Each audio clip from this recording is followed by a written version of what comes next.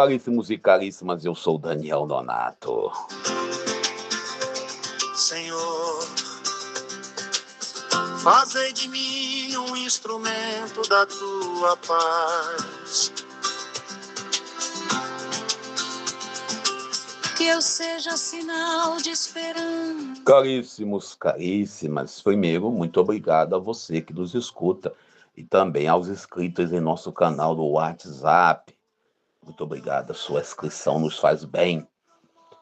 A gente hoje vai entrar no Evangelho de Mateus, no seu capítulo 7, versículo 6, depois versículos 12 ao 14. Mas antes disso, eu quero fazer 3 considerações. Primeiro, a Baixada Fluminense, sobretudo o povo de Queimados, recebeu, né, a alegria de ter uma adutora para tratamento de esgoto. Já fizeram lá fila política, né? Políticos fizeram a maior sucesso. Bom, a minha prefeitura, a minha cidade, a prefeitura de Japeri, esteve presente lá e divulga isso em rede social como se fosse um grande evento. Nada contra, tá certo. Mas lembre-se que nós tivemos no Rio de Janeiro a privatização da SEDAI e temos aí dividido em algumas empresas, não vou citar nenhuma, até porque não vou dar palco para eles, as taxas, multas sendo cobradas, tem lugares que tem 2 matrículas, que não tem nenhuma água. Resumindo a história, é a bagunça, né? Mas estão aí celebrando, agora temos... Olha, devíamos ter vergonha, porque a Baixada Fluminense era para ter o tratamento de esgoto há mais tempo. Mas fazer o quê, né? Ficar quieto. Também, olhando ainda para a realidade do Master, existe um movimento para que o Mendonça quebre o sigilo bancário de todos os envolvidos. Não interessa se é esquerda ou direita, eu acho que isso é correto, algo essencial. Não pode a gente ser seletivo na questão.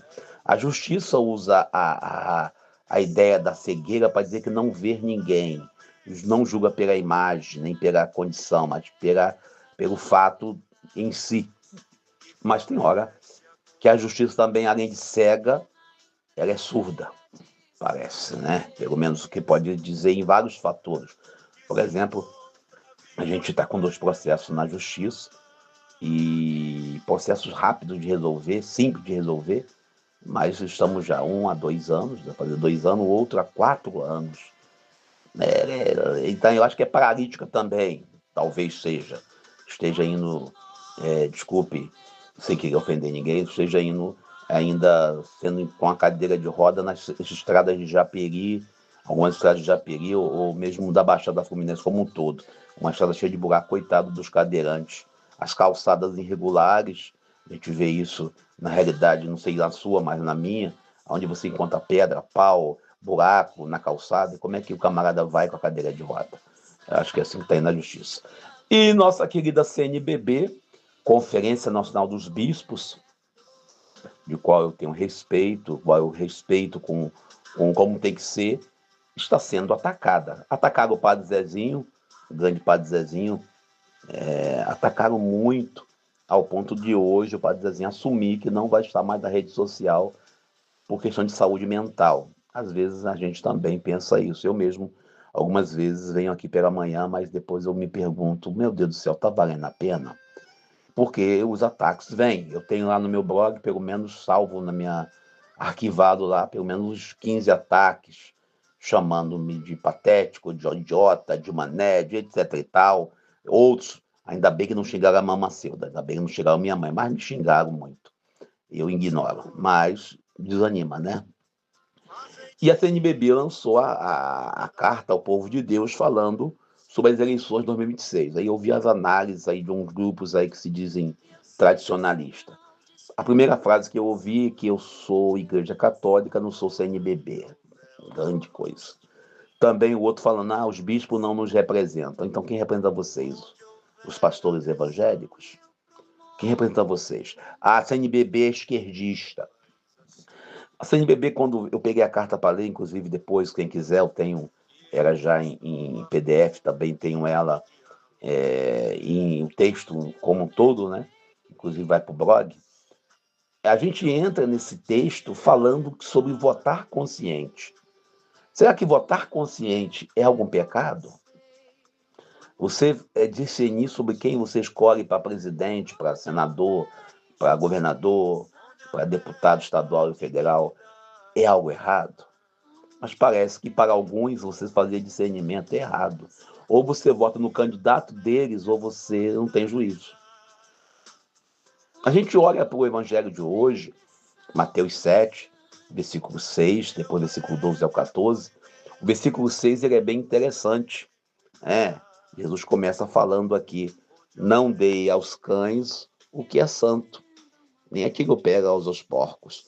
Então, diante desses comentários que eu recebi, diante desses comentários que eu vi sobre a CNBB, eu ia até mesmo fazer uma postagem, um comentário, mas depois lembrei desse versículo.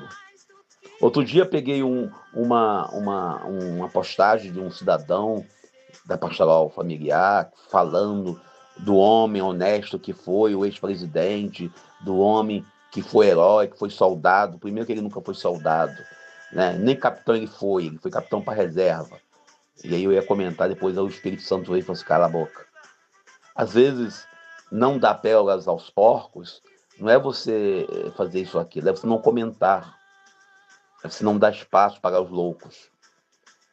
Nós temos que tomar cuidado para não sermos, vamos dizer assim, muito radicais em nossas posições, discernimento.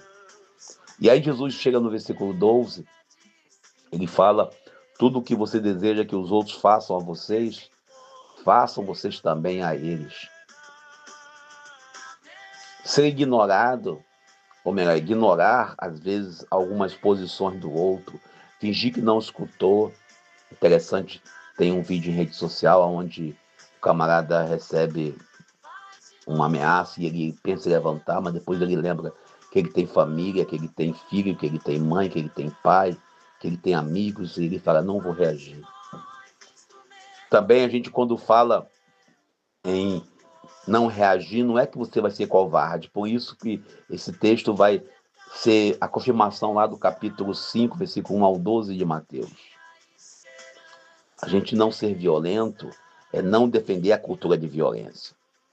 E Jesus encerra o evangelho de hoje falando da porta estreita. Eu estou lascado, tenho engordado, então estou ferrado na porta estreita. A porta estreita, ela traz para nós aquela famosa frase: o que seria a porta estreita?